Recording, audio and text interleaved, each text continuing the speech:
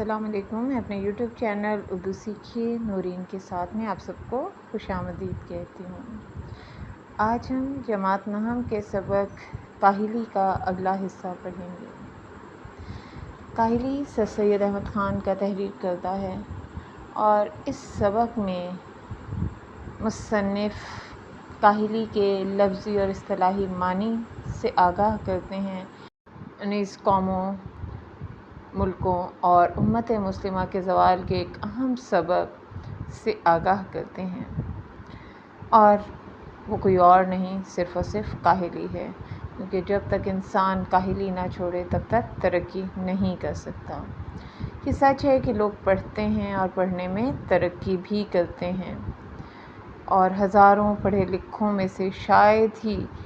ایک کو ایسا موقع ملا ہوگا کہ وہ اپنی تعلیم کو اور اپنی عقل کو ضرورتاً کام میں لاوے. ضرورتاً کام میں لاوے یعنی ضرورت کے تحت استعمال کرے. دیکھیں کہ لوگ جو ہیں وہ پڑھتے بھی ہیں، بعض پرائمری تک پڑھتے ہیں، بعض مڈل پاس کر کے چھوڑ دیتے ہیں، بعض matric, F A, B A یا F S C, B S C کرتے ہیں، بعض ایم اے یا F S C, B S C, M S C کرتے ہیں، بعض وکیل بنتے ہیں، بعض میڈیکل کی تعلیم حاصل کرتے ہیں اور بہترین ڈاکٹر بن جاتے ہیں، بعض کمپیوٹر سائنس میں ترقی کرتے ہیں، اور بعض ایسے ہوتے ہیں جو تعلیم حاصل کر کے بہترین انجینئر، بہترین پائلٹ، بہترین ڈاکٹر، بہترین سرجن بنتے ہیں اور اپنی فیلڈ میں آگے ہی آگے بڑھتے جاتے ہیں. یعنی لوگ پڑھتے بھی ہیں اور پڑھنے میں ترقی بھی کرتے ہیں، لیکن ہزاروں پڑھے لکھوں میں شاید ہی کوئی ایسا ہوگا کہ جو تعلیم اس نے اپنے شوق سے حاصل کی اور اپنی مرضی سے حاصل کی، جس میں اس کی دلچسپی تھی، جس میں اس کا شوق تھا اور وہ لگن سے وہ تعلیم حاصل کرنا چاہتا تھا. تو ایسا بہت کم ہوتا ہے کہ جو تعلیم وہ حاصل کریں انہیں اپنی مرضی سے استعمال بھی کر سکیں، کیونکہ اکثر ایسا ہوتا ہے کہ مجبوراً انسانوں کو ضروریات کو مد نظر رکھتے ہوئے اپنی تعلیم جو کہ انہوں نے بڑی توجہ سے، لگن سے، محنت سے حاصل کی ہوتی ہے، وہ اسے چھوڑ کر صرف اور صرف مجبوری کے تحت، عارضی ضرورتوں کے تحت کام کر لیتے ہیں اور اسی کام میں اپنی زندگی کا ایک بڑا حصہ گزار دیتے ہیں، اور وہ اپنی تعلیم کو ضرورتاً کام میں لاتے ہیں تاکہ ان کی گھریلو ضروریات، ان کی بنیادی ضروریات پوری ہو سکیں. بہت کم ایسے ہوتے ہیں جو چاہتے ہیں وہی بن جاتے ہیں. یعنی جو ڈاکٹر بننا چاہتے تھے، انجینئر بننا چاہتے تھے، جنرل بننا چاہتے تھے، وکیل بننا چاہتے تھے، یا سپریم کورٹ یا ہائی کورٹ کے جج حضرات بننا چاہتے تھے، تو بہت کم لوگوں کو وہ نتائج ملتے ہیں جو انہوں نے حاصل کرنے کی خواہش دل میں پالی ہوئی ہوتی ہے. تو آگے دیکھتے ہیں. لیکن اگر انسان ان عارضی ضرورتوں کا منتظر رہے اور اپنی دلی قوا کو بیکار ڈال دے تو نہایت سخت کاہل اور وحشی ہو جاتا ہے. تو اگر انسان عارضی ضرورتوں کا منتظر ہے، یعنی انتظار کرے کہ کوئی وقتی ضرورتیں جو ان کی بنیادی ضروریات ہیں وہ پیش آئیں اور پھر وہ اپنے دلی قوا کو، اپنی صلاحیتوں کو کام میں لائیں، اور وگرنہ وہ بیٹھے رہیں، تو جب وہ اپنی صلاحیتوں سے کام نہیں لیں گے، اپنی تعلیم کو کام میں نہیں لائیں گے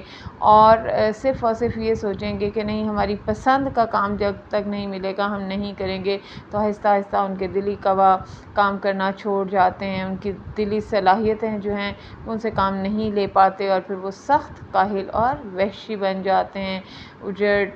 جنگلی بن جاتے ہیں، اور وہی خصوصیات ان کے اندر پیدا ہو جاتی ہیں. انسان بھی مثل یعنی مانند اور حیوانوں کے ایک حیوان ہے، حیوانوں یعنی جانوروں کی طرح کا ہی ایک جانور ہے، اور جب کہ اس کے قوا کی تحریک سست ہو جاتی ہے، تحریک بیٹا ترغیب دلانے والی، یعنی ایسی ایسا جوش و ولولہ جو آپ کے اندر آپ کی صلاحیتوں کی وجہ سے پیدا ہو جاتا ہے، آپ میں جوش و ولولہ پیدا کرتا ہے، آپ کو ترغیب دلاتا ہے اور آپ کو ایک سمت دکھا دیتا ہے، اور آپ جوش و ولولے سے آگے بڑھتے چلے جاتے ہیں۔ تو اگر دلی قوا کی تحریک سست ہو جائے اور ہم میں چستی نہ رہے، الکسی آ جائے اور ہم کام نہ کریں اور ان صلاحیتوں کو کام میں نہ لائیں، تو پھر کیا ہوگا؟ ہم اپنی حیوانی خصلت میں پڑ جاتے ہیں۔ خصلت یعنی عادت یا مزاج، کیونکہ انسان جو ہے وہ بھی جانوروں ہی کی مانند ہے، صرف یہ ہے کہ وہ پڑھنے لکھنے کے بعد باشعور ہو جاتا ہے، اور حیوان چونکہ تعلیم حاصل نہیں کرتے، وہ صرف اپنی بنیادی ضرورتوں پر توجہ دیتے ہیں، اس لیے وہ صرف اپنے کھانے پینے اور بنیادی ضرورتوں کی طرف توجہ دیتے ہیں، وہ پوری کرتے ہیں اور اس کے بعد آرام کرتے ہیں۔ تو اگر انسان بھی اپنی پڑھائی کو کام میں نہ لائے، اپنی صلاحیتوں کو کام میں نہ لائے، تو پھر اس میں بھی جانور جیسی صفات پیدا ہو جاتی ہیں، وہی خصلتیں، وہی عادات آ جاتی ہیں، اور وہ جسمانی باتوں میں مشغول ہو جاتا ہے اور انسانی صفت کھو کر پورا حیوان بن جاتا ہے۔ یعنی جو انسان کی خصوصیات ہیں، جس کی وجہ سے انسان کو اشرف المخلوقات کا درجہ اللہ تعالیٰ نے دیا کہ انسان عقل رکھتا ہے، شعور رکھتا ہے، سمجھ رکھتا ہے، وہ صرف اپنی دنیاوی ضرورتوں کو پورا نہیں کرتا، صرف اپنی بنیادی ضرورتوں کو پورا نہیں کرتا، بلکہ وہ اپنی دنیا کے ساتھ ساتھ اپنی آخرت بھی سنوارتا ہے۔ وہ دنیا میں بھی عزت حاصل کرنا چاہتا ہے، مقام حاصل کرنا چاہتا ہے، رتبہ حاصل کرنا چاہتا ہے، اور اپنی بنیادی ضرورتوں کو پورا کرنے کے ساتھ ساتھ ذہنی اور جسمانی سکون بھی حاصل کرنا چاہتا ہے،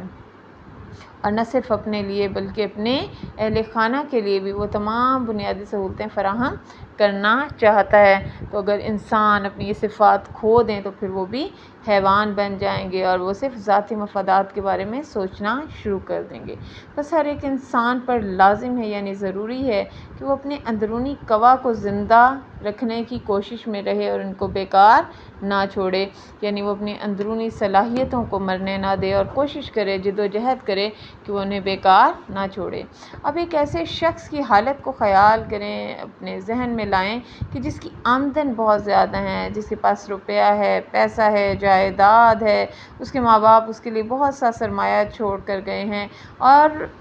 اس کی آمدنی اس کے اخراجات کو مناسب ہو، یعنی وہ لاکھوں یا کروڑوں کما رہا ہے، اس کا بزنس بہت چل رہا ہے، یا اس کی آمدن بہت زیادہ ہے، اس کی تنخواہ ٹھیک ٹھاک ہے کہ وہ بآسانی اپنے خرچے پورے کر سکتا ہے، اپنی بنیادی ضرورتیں پوری کر سکتا ہے، اپنی فیملی کے اخراجات پوری کر سکتا ہے، اپنے بچوں کی تعلیمی ضروریات کو پوری کر سکتا ہے، اور جس وقت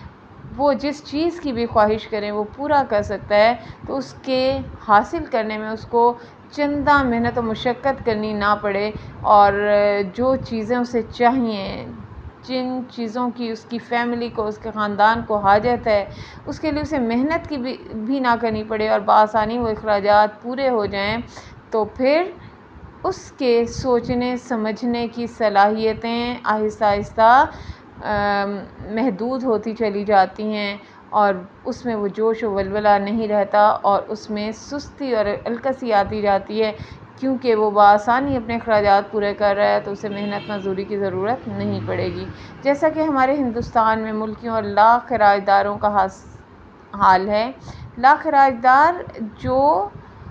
محصول نہ دیتے ہوں، جو ٹیکس نہیں دیتے، یعنی جو ملک کے رہنے والے ہیں، جو ہندوستان میں رہنے والے ہیں، تو اپنے دلی قوا کو بھی بیکار ڈال دے تو اس کا کیا حال ہوگا؟ اب وہ شخص ہے جس کی آمدن بھی ٹھیک ہے اور اس کے اخراجات بآسانی پورے ہو رہے ہیں، اسے کوئی ٹیکس نہیں دینا پڑ رہا، کوئی مشقت نہیں کرنی پڑ رہی، تو پھر کیا ہوگا کہ وہ اپنی دلی صلاحیتوں سے، اپنی اہلیتوں سے کام نہیں لے گا، اور آہستہ آہستہ اس کی عادات خراب ہوتی جائیں گی، وہ بھی دیگر حیوانوں کی طرح حیوان بنتا چلا جائے گا۔ نیز یہی ہوگا کہ اس کے عام شوق یعنی رغبت وحشیانہ باتوں کی طرف مائل ہو جائیں گے، وحشیانہ وحشیوں جیسی، یعنی جانوروں جیسی خصلتیں، باتیں اس کے اندر شامل ہوتی چلی جائیں گی، جیسے مزیدار کھانا اس کو پسند ہوگا، قمار بازی یعنی جوا کھیلنا، اور تماش بینی یعنی جوا کھیلنا، اور جوا کھیلنے کی بھی کئی اقسام ہیں اور مختلف انداز سے لوگ ذاتی فائدہ حاصل کرنے کے لیے پیسہ لگاتے ہیں اور پھر پریشانیاں سمیٹ لیتے ہیں۔ اسی طرح تماش بینی کا عادی ہوگا۔ تماش بینی یعنی تماشے دیکھنا اور اپنے پیسے کا ضیاع کرنا، اپنی وقتی خوشی حاصل کرنے کے لیے وہ تماشے دیکھنے کا، وقتی خوشی حاصل کرنے کا شوقین ہوگا، اور جہاں سے بھی اسے ذہنی اور دلی سکون ملے گا وہ سکون حاصل کرنے کی کوشش کرے گا۔ اور یہی سب باتیں اس کے وحشی بھائیوں بھی ہوتی ہیں۔ وحشی یعنی جو جنگلیوں جیسی، جانوروں جیسی زندگی گزارنے کے عادی ہوتے ہیں، جو ذاتی فائدہ حاصل کرنا چاہتے ہیں، جو